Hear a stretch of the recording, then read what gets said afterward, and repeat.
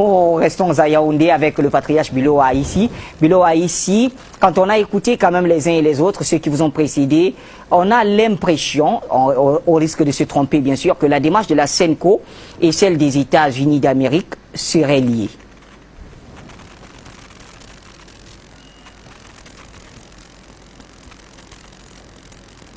Bachir, pour comprendre ce qui se passe en RDC, il faut interroger l'Église catholique romaine.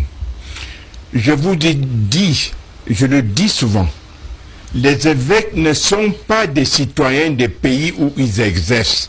Les évêques sont des ministres de l'État du Vatican.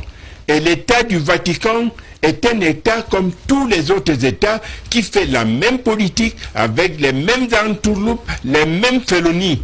Et pour le comprendre, et pour comprendre ce qui nous intéresse aujourd'hui, c'est-à-dire la RDC, je vous ai apporté le serment que prêtent les évêques.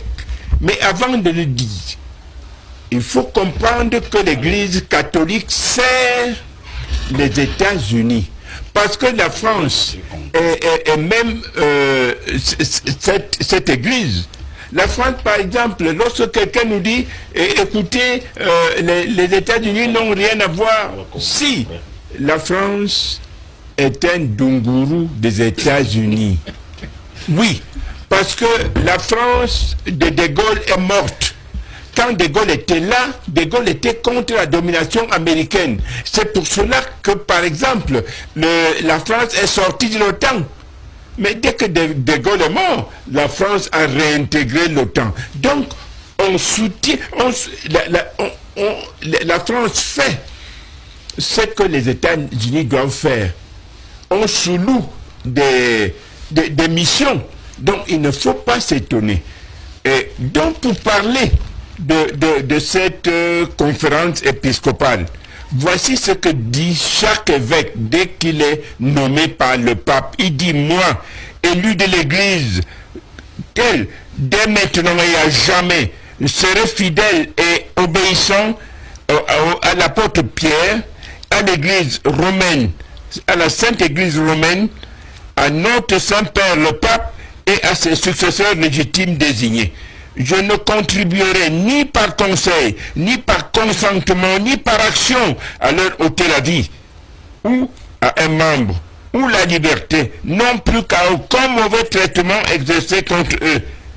Et sous quelque prétexte que ce soit, quant au secret qu'ils m'auraient confié par eux-mêmes ou par leurs nonces, ou par écrit, je ne leur révélerai sciemment à personne à leur préjudice.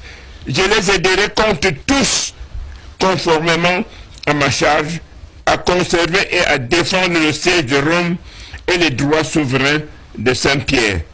Je traiterai avec honneur le légat du siège apostolique dans ses voyages, je le secourrai dans ses besoins. Voilà donc les gens que vous appelez hommes de Dieu, qui prêtent serment, qui obéissent aveuglement au pape. C'est un document que je peux donner à qui veut. Il faut comprendre cela. Et dès lors que l'Église sert des intérêts extérieurs, que les évêques que vous appelez à chaque fois qu'il y a un conflit servent un autre État et les intérêts d'autres États. Et je voudrais aussi révéler que parmi les noms du pape, le pape est le patriarche de l'Occident. Il faut le comprendre. Et nous allons arriver à ces gens qui nous donnent des leçons. Messieurs, les évêques n'ont aucun droit, si les gens savaient, de parler de la démocratie. Parce que l'Église catholique compte 1,2 milliard de chrétiens. Et monsieur, leur président, c'est-à-dire le pape, le président du Vatican, est élu par moins de 100 personnes. Oui, les cardinaux, qui sont du reste nommés par le pape.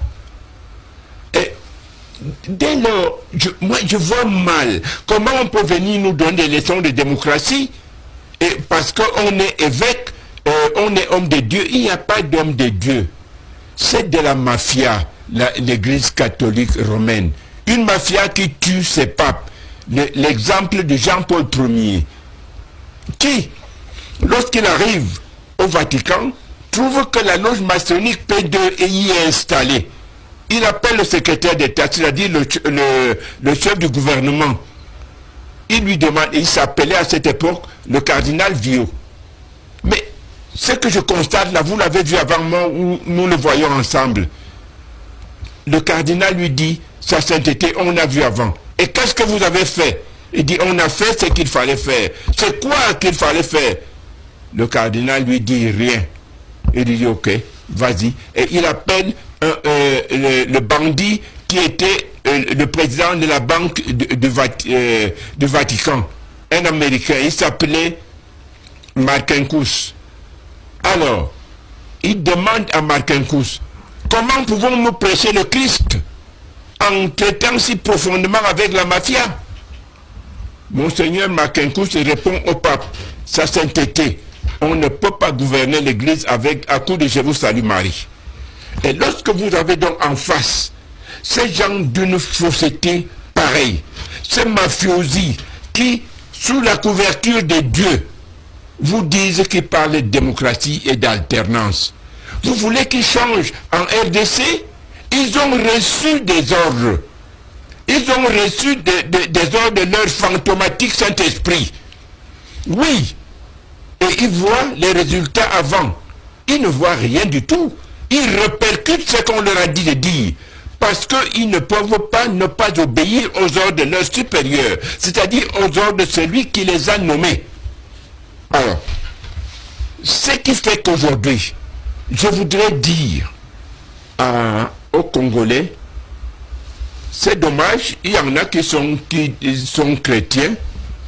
Moi, je suis né dans une famille dite chrétienne. On m'a même collé un prénom que j'ai rejeté lorsque je me suis rendu compte que l'église c'est une grosse mafia. Et nous devons comprendre que en RDC, des ordres ont été donnés pour que les richesses de la RDC continuent à être exploitées. Vous avez deux candidats qui se proclament élus. Il y aura deux présidents en RDC? Non.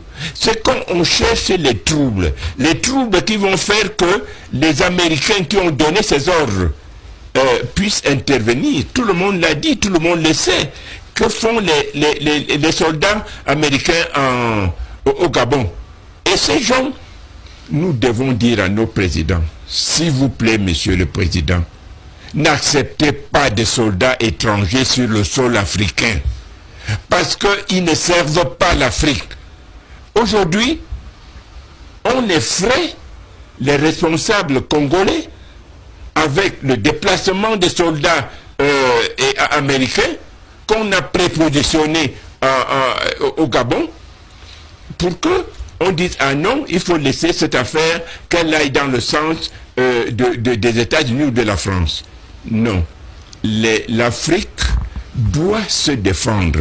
L'Afrique doit défendre sa souveraineté et Kabila a pris ce chemin-là. Et c'est pour cela qu'il est vomi. Donc, il faut condamner fermement le travail fait par ce que vous appelez hommes de Dieu, qui sont en fait des mafiosi.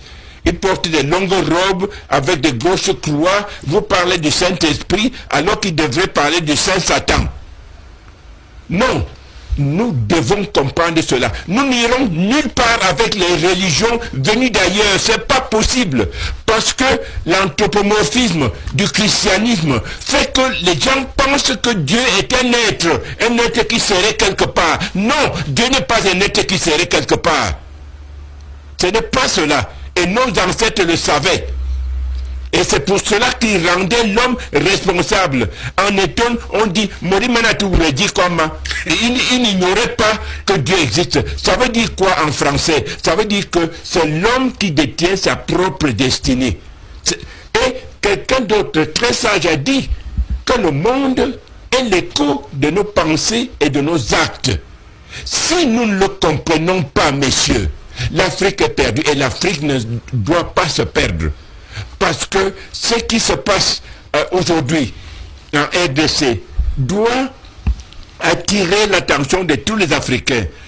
Nos frères doivent être soutenus pour qu'on mette hors d'état de nuit les fayoulous et autres bandits.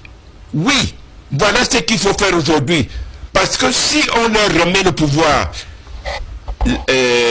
nos frères n'auront que leurs yeux pour pleurer.